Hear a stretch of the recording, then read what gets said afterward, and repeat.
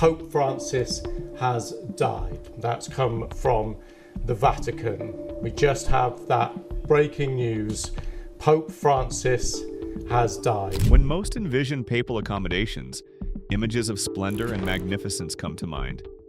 Ornate halls adorned with priceless art, palatial chambers, and centuries of opulence. Yet Pope Francis shattered these expectations with a decision that bewildered the Catholic world. Unlike his predecessors who resided in the Grand Apostolic Palace, Francis chose Domus Sanctae Marthae, a modest Vatican guest house typically reserved for visiting clergy. This unprecedented choice raised immediate questions throughout Christendom. Why would the most influential religious leader abandon centuries of tradition? Was this merely an expression of humility, or did it suggest something more strategic beneath the surface? "I dream of a church that is poor for the poor," Francis often declared. His modest quarters became not just his home, but a living embodiment of this philosophy.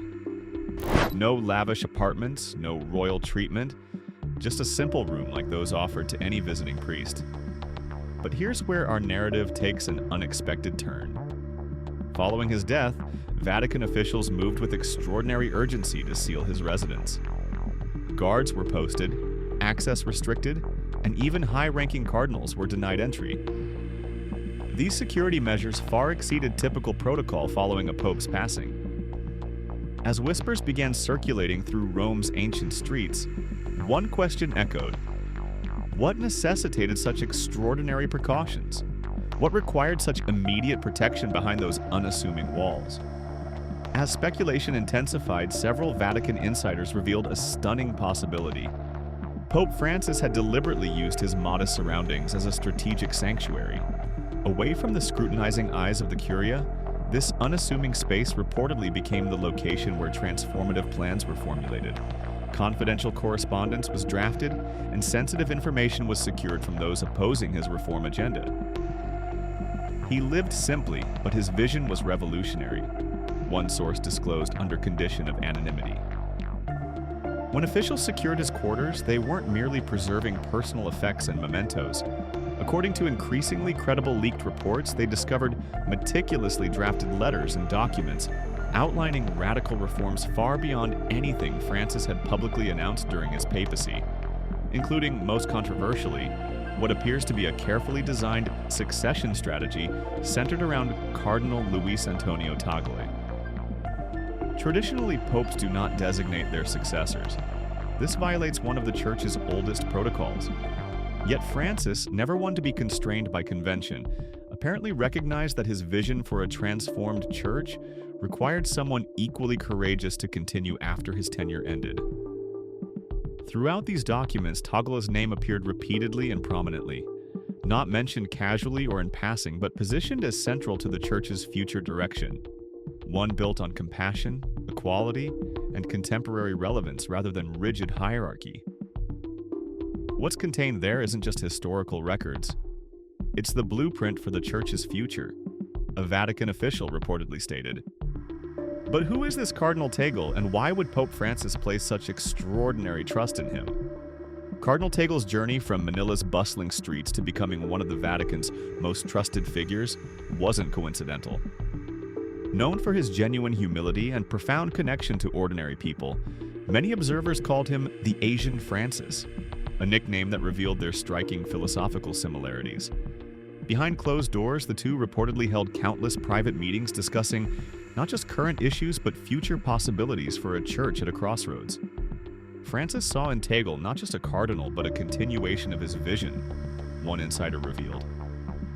Over time, Tagle received increasingly significant responsibilities that aligned perfectly with Francis's reform agenda. Missions involving refugees, climate advocacy, and interfaith dialogue. To close observers of Vatican politics, the pattern became unmistakable. Tagle wasn't just another church leader. He was being methodically prepared for something much greater. For years, Francis had occasionally alluded to retirement and openly discussed his health challenges. These comments, previously seen as casual reflections, now appear as deliberate moves in a carefully orchestrated plan. Not through official declarations or formal announcements, But through mentorship, strategic positioning, and quiet preparation, Francis was apparently shaping the Church's future path long before his time ended. Francis didn't leave the future to chance, noted one Vatican analyst. He planted seeds, and Tagle was clearly the strongest among them. But such a dramatic succession plan faces powerful opposition. Conservative factions within the Vatican view Tagle as a direct threat to centuries-old power structures.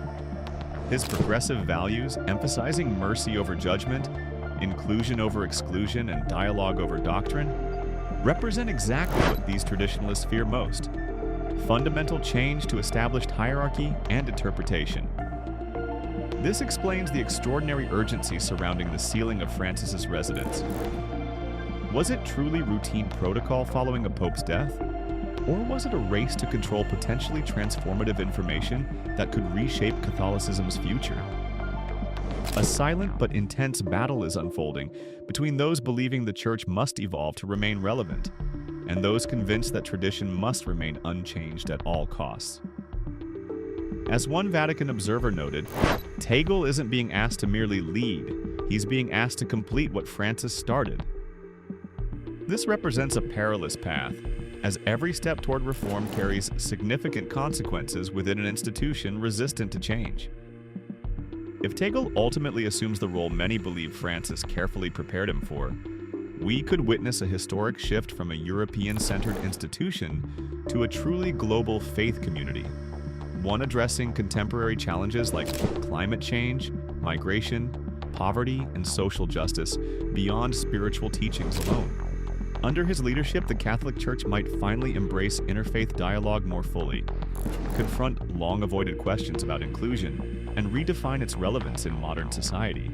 Such transformation would undoubtedly inspire hope among millions, but would inevitably generate powerful controversy.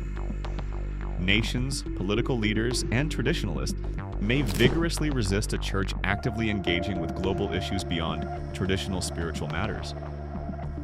The struggle between preservation and evolution within the world's oldest continuous institution would enter a critical new phase.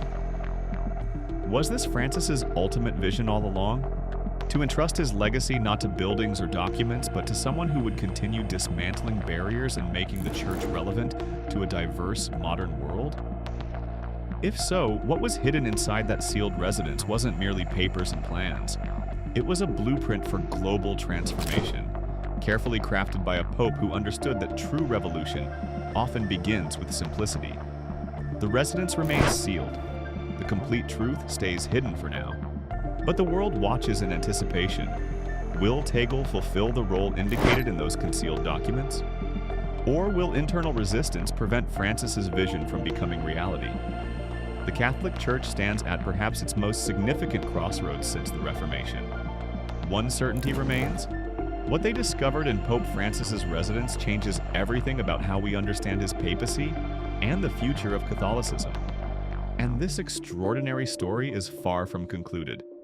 History is unfolding before our eyes.